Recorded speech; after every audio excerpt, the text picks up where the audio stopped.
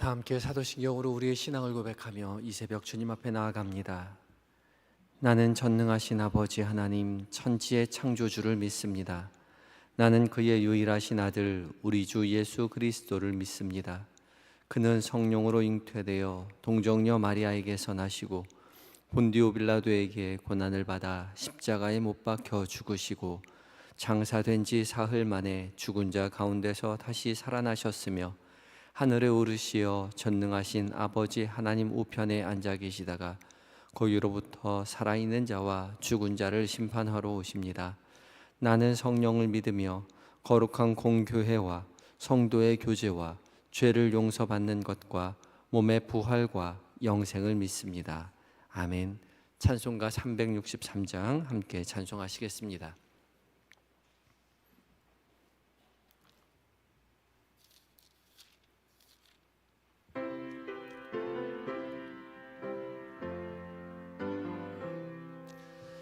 내가 깊은 곳에서 주를 불러 아뢰니 주여 나의 간구를 들어주심 바라고 보좌 앞에 나가니 은혜 내려주소서. 주가 죄를 살피면 누가 능히 서리요.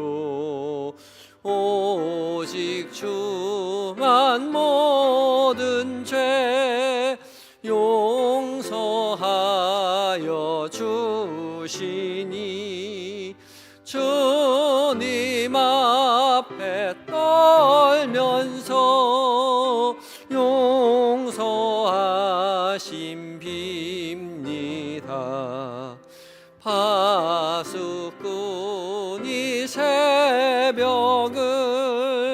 기다리고 바라듯 나의 영혼 주님만 간절하게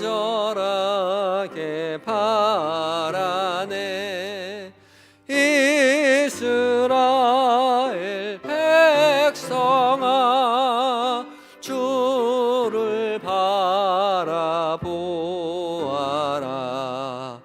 주의 크신 은혜와 그의 능력 바라라.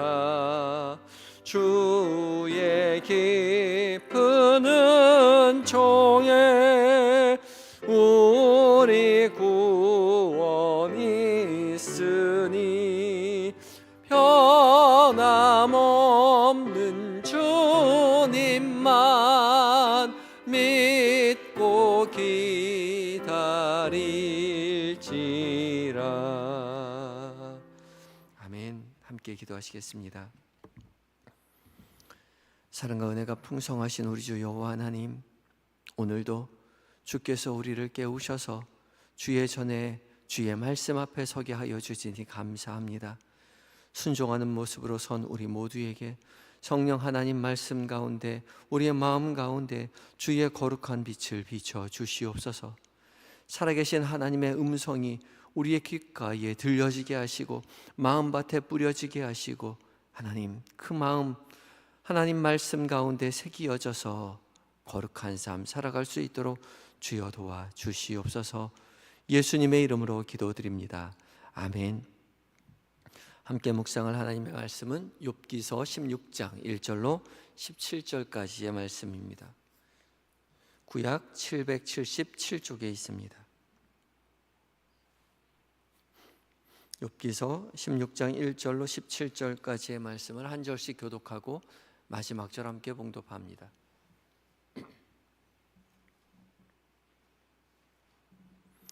욥이 대답하여 이르되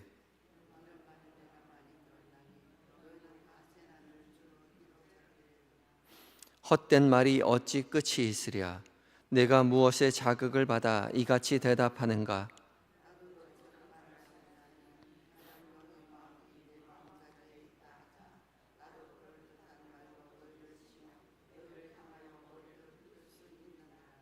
그래도 입으로 너희를 강하게 하며 입술의 위로로 너희의 근심을 풀었으리라.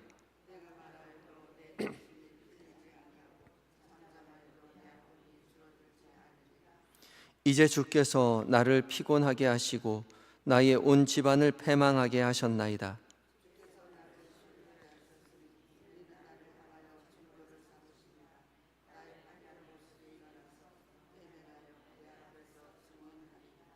그는 진노하사 나를 찢고 적대시하시며 나를 향하여 이를 갈고 원수가 되어 날카로운 눈초리로 나를 보시고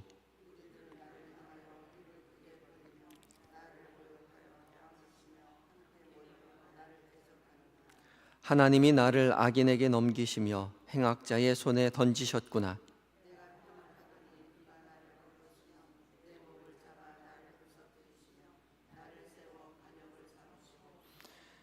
그의 화살들이 사방에서 날아와 사정없이 나를 쏘므로 그는 내 콩팥들을 꿰뚫고 그는 내 쓸개가 땅에 흘러나오게 하시는구나.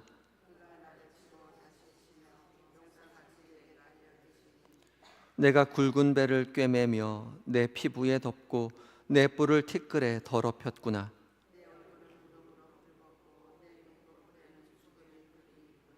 함께 읽습니다. 그러나 내 손에는 포악이 없고 나의 기도는 정결하니라. 아멘. 에바다 찬양대가 하나님께 찬양 올려드리시겠습니다.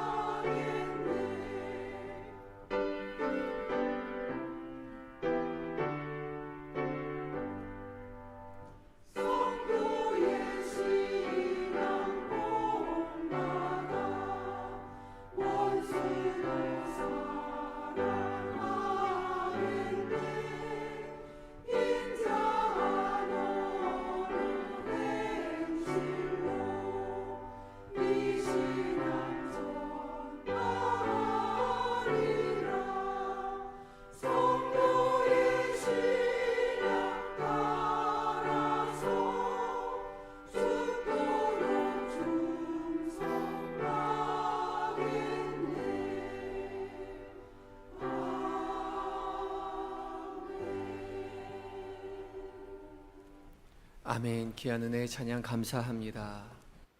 우리의 삶에 가장 큰 면류관이 있다면 성도이겠죠. 우리의 직분이 아니라 성도라는 거룩한 백성이라는 말이 우리의 인생 가운데 가장 소중한 말인 것 같습니다. 성도로서 거룩한 삶 살아가며 죽도록 죽을 때까지 성도로서 충성하며 살아가는 우리 모두가 되었으면 좋겠습니다. 귀한 찬양 감사합니다. 오늘도 하나님의 말씀 앞에서 우리 모두에게 성령 하나님께서 거룩한 빛을 비춰주셔서 살아계신 하나님의 음성으로 듣게 해주실 줄 믿습니다. 말씀 앞에 함께 묵상하도록 하겠습니다. 오늘 본문 16장 그리고 내일 본문 17장은 엘리바스의 두 번째 발언에 대한 욥의 답변입니다. 엘리바스는 계속해서 인과응보를 주장하고 있죠. 착하게 살면 상을 받고 악하게 살면 벌을 받는다는 겁니다. 그 인과응보의 지혜를 내가 직접 눈으로 보았고 조상들의 지혜로부터 받았다는 거죠. 확인했다는 거죠.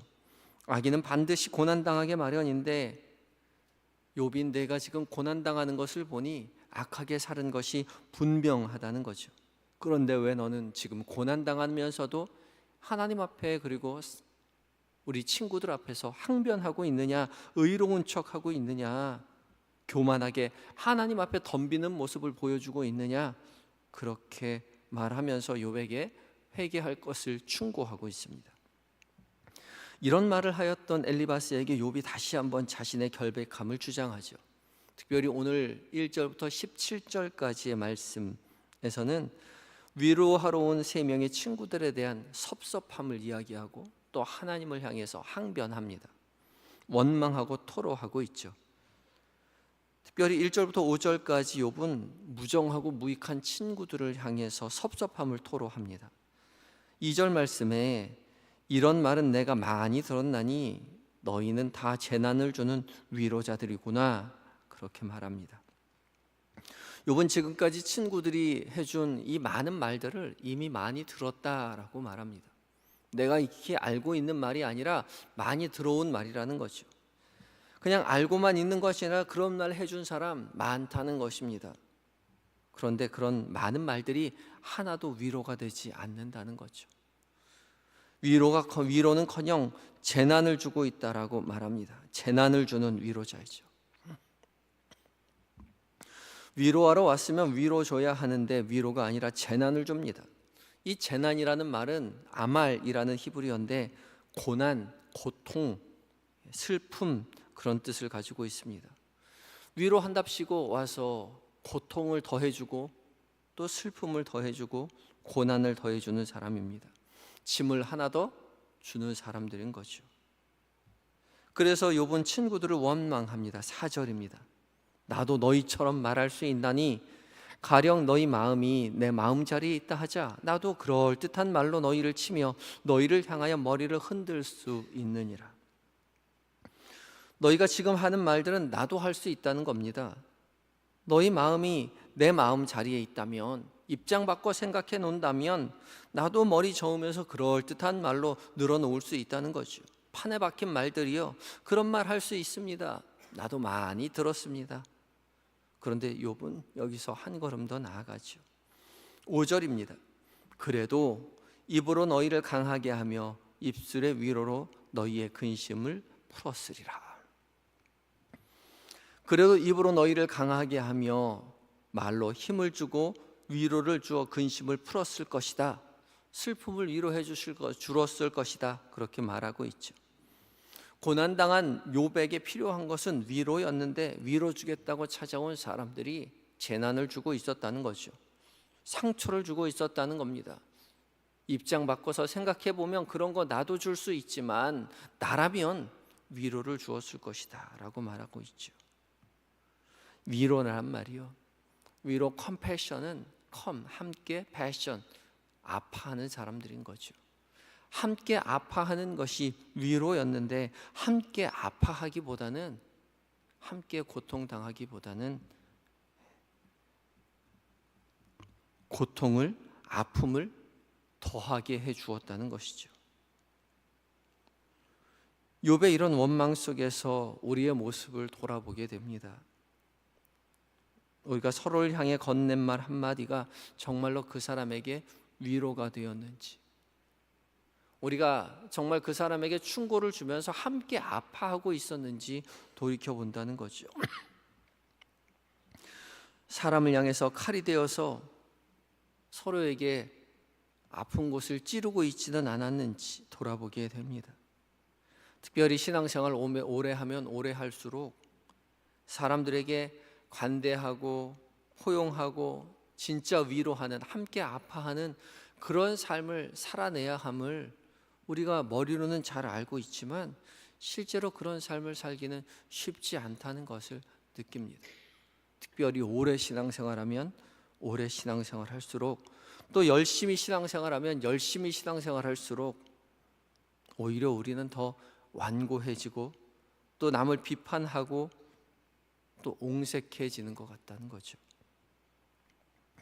특별히 영성의 단계에서 이런 외형적인 모범적인 신앙생활하는 사람, 다른 사람들이 바라봤을 때 저 사람 정말 열심히 신앙생활하는구나 라고 생각되는 그런 사람들일수록 이런 모습이요, 남을 비판하는 모습들을 가지기 쉽다라고 말합니다.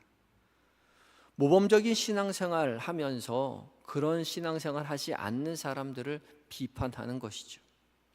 외향적으로 빈틈없이 성경 열심히 읽고 기도 많이 하고 찬송 많이 부르고 주일날 빠지지 않고 신앙생활하는 외형적으로 완벽한 신앙생활을 하는 사람일수록 그렇게 살지 못하는 사람을 손가락질할 가능성이 더 많다는 거죠.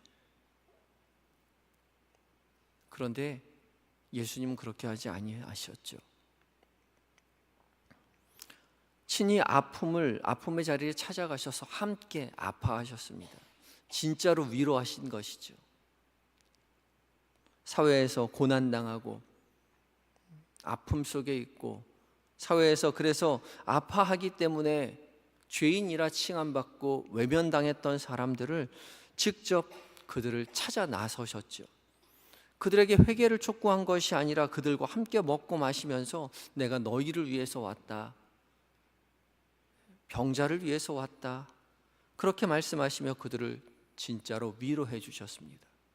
그리고 너희도 하나님 나라 백성이다, 잃어버린 이스라엘의 자녀라고, 하나님 나라의 자녀라고 말하였습니다. 그리고 오히려 모범적인 신앙인의 모습으로 살아가고 있는 바리새인과 서기관들을 향하여 독사의 자식이라고 말을 하였죠. 회개를 촉구하셨습니다. 우리가 예수님의 제자라면 예수님처럼 행동해야 하겠죠. 겉모습만 그럴듯한 신앙인의 모습을 갖추는 것이 아니라 우리의 모든 내면적인 모습도 예수님의 마음을 갖추어야 하는 것이죠. 예수님께서 행하셨듯이 아파하는 사람들을 직접 찾아가서 그들과 함께 아파하며 그들을 위로하고 그들이 하나님 나라 백성됨을 알려주어야 하는 것이죠. 진정으로 위로하는 사람이 되어야 할 것입니다. 재난을 주는 위로자가 아니라 진짜 위로를 주는 진정한 위로자의 모습으로 서야 한다는 것이죠. 오늘 하루를 살아가며 우리가 만나는 모든 사람들, 그런 사람들에게 예수님처럼 진정한 위로자가 되어서 살아가실 수 있는 모든 성도님들이 되셔야 할 것입니다. 이어지는 6절에서 17절까지는 욥이 하나님을 향하여서 자신의 답답함을 토로하고 있는 장면입니다. 읽으면서 크게 이해하기 힘든 부분들은 없는데요, 특별히 15절 보면 15절이 좀 이해하기가 난해합니다. 내가 굵은 배를 꿰매어 내 피부에 덮고 내 뿔을 티끌에 더럽혔구나, 그렇게 기록되어 있습니다. 내가 굵은 배를 꿰매어 피부에 덮었다는 거죠. 굵은 배는 슬플 때에 입는 옷이죠. 그 옷을 피부에 꿰매었습니다. 벗을 날이 없다는 거죠. 그리고 내 뿔이 티끌에 더럽혀졌다. 이 뿔은 명예를 상징하는 것인데 이 명예가 더럽혀졌다는 것입니다. 먼지로 덮였다는 거죠. 그 정도로 말하면 이해할 수 있겠지요. 슬픔 가운데 계속 있고 나의 명예가 더럽혀졌다는 거죠. 그런데 이 말씀을 세번역 성경으로 보면 이렇게 번역해 놓았습니다. 내가 맨살에 베옷을 걸치고 통곡한다. 내 위세를 먼지 속에 묻고 여기 이렇게 시궁창에 앉아있다. 굉장히 시적으로 멋있게 표현했지만, 그래서 이해하기는 좀 쉬울지 모르지만 시궁창에 앉아있다는 말은 없습니다. 사실 히브리어 원어에는 그런 말이 없는데 그렇게 의역을 해놓았습니다. 의역이 너무 많이 갔죠. 그래서 제가 새번역 성경을 잘 인용하지 않습니다. 쉽게는 이해할 수 있지만 너무 멀리 간 의역들이 좀 많습니다. 어제도 그런 말씀이 있어서 한참을 찾아보았는데, 그래서 새번역 성경 보실 때는 항상 우리말 성경을 옆에 두고 개역개정 성경을 보고 함께 읽는 것이 도움이 됩니다. 욥은 이렇게 극심한 고난 가운데 있지만 자신이 왜 이렇게 고난당하는지 전혀 알 수 없었지요. 17절에 그러나 내 손에는 포악이 없고 나의 기도는 정결하니라. 그럼에도 불구하고 하나님 앞에서 정결한 신앙생활 하는데도 불구하고 자기에게 고난당하고 있음을 토로하고 있는 것이죠. 열심히 믿음 생활해도 일이 잘 안 풀릴 수도 있는 거죠. 그게 진짜 인생입니다. 그럼에도 불구하고 욥처럼 하나님 앞에 서야 하는 것이죠. 고난 가운데 하나님과 멀어질 것이 아니라, 하나님을 저주하는 것이 아니라, 하나님을 비록 조금 원망한다 하더라도 하나님 앞에 서야 하는 것이죠. 이것이 믿는 자의 자세입니다. 왜냐하면 하나님만이 우리에게 진정한 위로자가 되실 수 있고 하나님만이 우리에게 진정한 답을 주실 수 있기 때문에 그렇죠. 알 수 없는 고난 앞에 더욱 기도하시는 여러분들이 되시기 바랍니다. 원망하더라도 하나님을 결코 떠나지 마시기 바랍니다. 더욱 하나님을 붙드시기 바랍니다. 그리하여서 그 고난을 통하여 하나님을 더욱 가까이 하시고, 하나님을 가까이 함으로 하나님의 위로하심을 경험하고 하나님의 다시 일으켜 주시는 은혜를 경험하시는 모든 성도님들이 되셔야 할 것입니다. 이 시간 함께 기도하실 때에 오늘 하루를 살아가며 만나는 사람들 정죄하는 것이 아니라 예수님의 마음으로 위로하며 진정한 위로자로 지내게 하여 주시옵소서. 기도하시고, 알 수 없는 고난 당할 때에 더욱 주님 붙들고 기도하는 하루가 되게 해달라고 간절한 마음 가지고 기도하며 나아가겠습니다. 다 같이 기도하시겠습니다.